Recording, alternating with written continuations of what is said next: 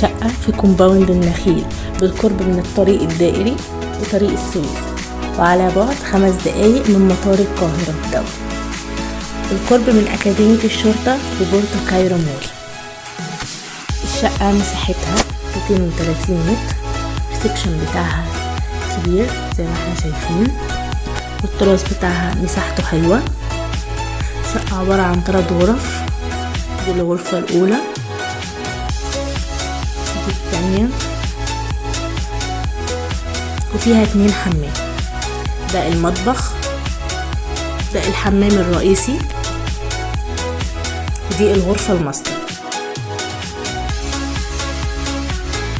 وده الدريسنج روم، دريسنج كبير، وده الحمام الخاص بالغرفة الماستر. الشقة دور أول بأسانسير.